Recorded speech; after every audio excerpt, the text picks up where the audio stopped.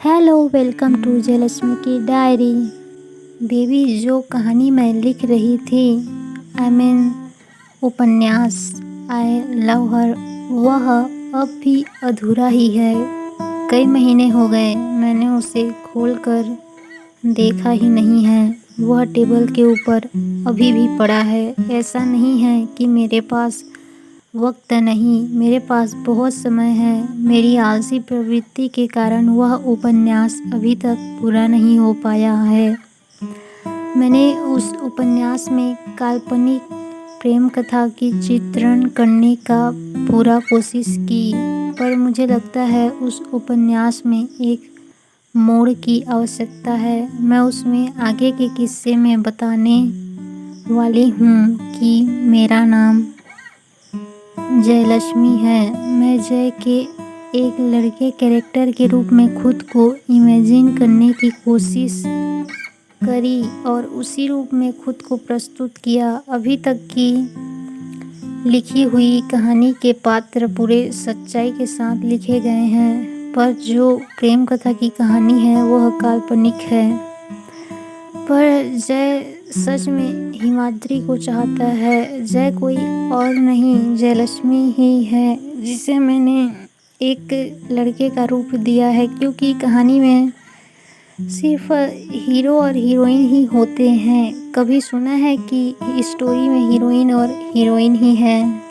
हाँ, कई स्टोरी में ऐसा होता है, लाइक गर्ल लव सीरीज, पर मैं पाठकों को गुमराह नहीं करना चाहती। मैं बता देना चाहती हूँ कि जय और जयलक्ष्मी एक ही हैं। मैंने यह अधूरी कहानी पब्लिश करवाई और इस कहानी का एक कॉपी हिमाद्री के पास पहुँच गया, जो कि एक रियल स्टोरी से लिया गया कैरेक्टर है। वो केमिस्ट्री की प्रोफेसर हैं। हिमाद्री ने वह कहानी पढ़ी। वह उस कहानी से बहुत जुड़ाव महसूस करने लगी। कुछ ही घंटों में उसे उस कहानी की लेखिका जयलक्ष्मी से कुछ जुड़ाव सा महसूस होने लगा। हिमाद्री सोचती है कि मैंने यह नाम पहले कहीं सुना है। 10-12 दिनों में ही आई लव हर की कई कॉपीज बिक चुकी थीं। मार्केट में यह उपन्यास तेजी से बिक रहा था, क्योंकि ऐसी यूनिक लव स्टोरी अभी तक किसी ने नहीं लिखी थी। जयलक्ष्मी को यानी मुझे विश्वास नहीं हो रहा था कि मेरा लेख इतना प्रचलित हो गया है, और सबसे बड़ी बात, मेरा उपन्यास उन व्यक्ति तक पहुंचा जिन्हें सोचकर मैंने यह उपन्यास लिखा था। आज भी मैं उनसे उतना ही प्रेम करती हूँ जितना पहले करती थी। I love you chemistry ma'am. जय को यानी मुझे इंटरव्यू के लिए कॉल्स आने लगे, पर मैं यह इंटरव्यू नहीं देना चाहती थी, क्योंकि यह मेरी पर्सनल कहानी थी, जो शायद सोशल मीडिया में आने पर हिमाद्री मैम को भी पता चल जाए, जो मैं बिल्कुल नहीं चाहती थी। मैं यह राज मेरे अंदर ही दफन रखना चाहती थी, मेरे जीवन के अंत तक। पर किस्मत को कुछ और ही मंजूर था। मुझे मेरी दोस्त हिमलता का कॉल आया। वह कहने लगी, तुम्हें तो इंटरव्यू ज़रूर देना चाहिए। तुमने इतने मेहनत की है इस उपन्यास को पूरा करने में, और अब पीछे हट रहे हो। जयलक्ष्मी, हेमलता, तुम नहीं जानती कि मैं इंटरव्यू क्यों नहीं देना चाहती हूँ। वहाँ केमिस्ट्री मैम भी आने वाली हैं। उन्होंने हमारी पब्लिशर कंपनी को 1 लाख का डोनेशन दिया है, और वो चीफ गेस्ट के रूप में इंटरव्यू में आने वाली हैं। हेमलता कहती है, तो क्या हुआ?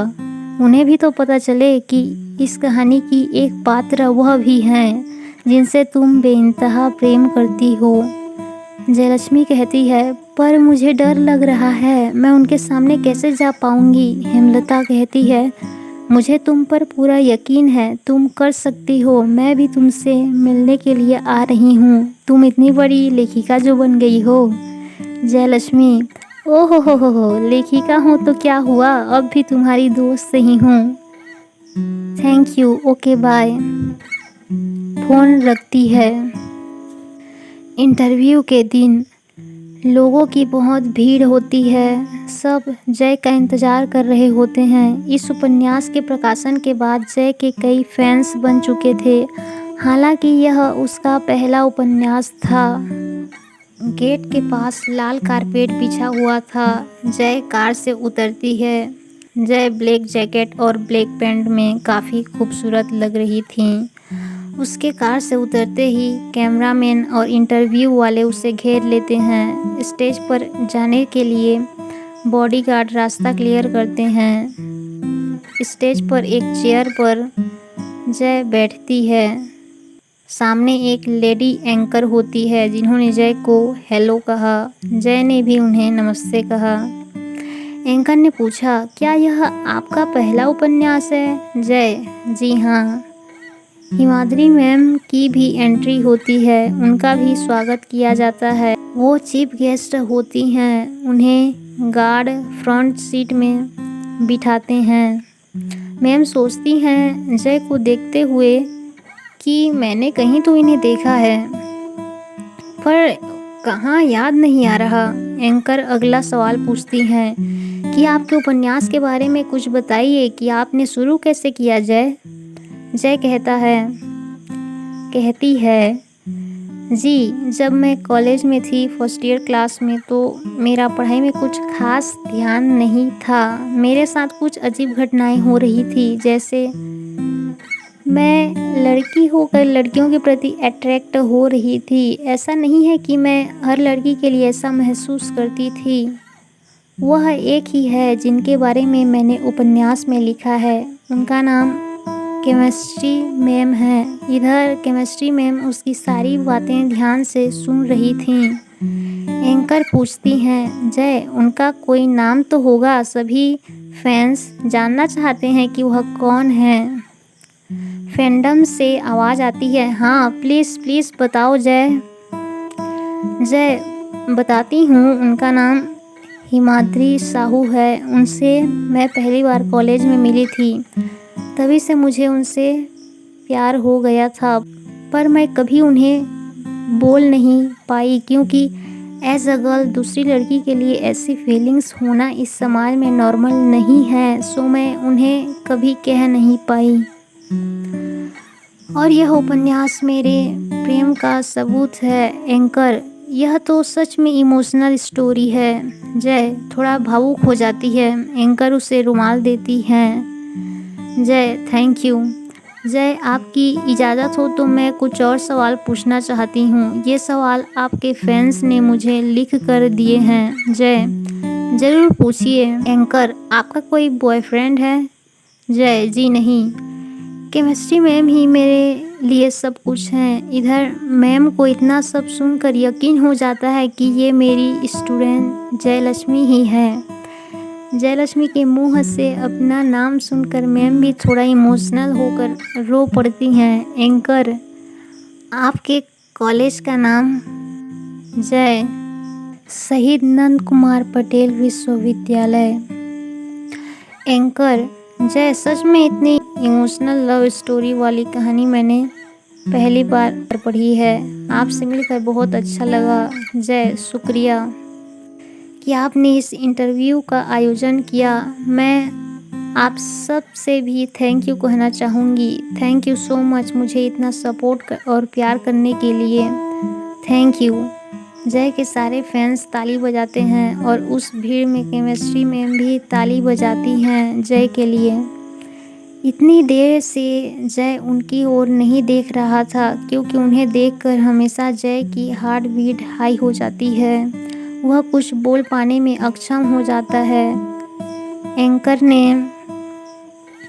ने कुछ देर में चीफ गेस्ट का नाम लेते हुए उन्हें बुलाया स्टेज पर जय को अवार्ड देने के लिए।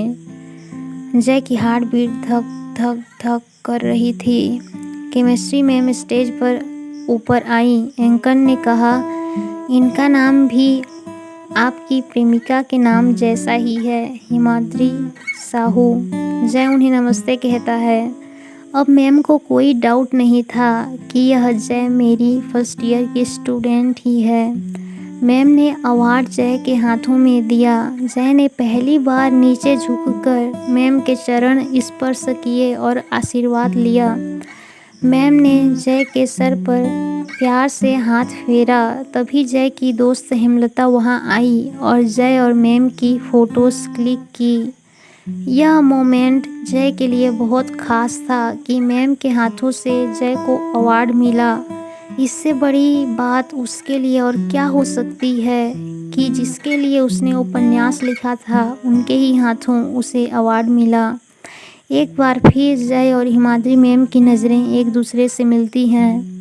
जय की आंखों में आंसू होते हैं। केमिस्ट्री मैम उसे जेंटली होल्ड करती हैं और कुछ देर के लिए ऐसा लगता है जैसे पूरी दुनिया थम सी गई है। जय के आंसू मैम के कंधों पर गिर रहे थे। ये मोमेंट जय ने सिर्फ सपनों में ही सोचा था कि एक दिन मैम मुझे जान जाएंगी और मैं उनके कंधों पर अपने सारे दर्द भरे आंसू बहा दूंगी। आज उसका सपना सच हो गया और कहानी यहीं समाप्त हो जाती है।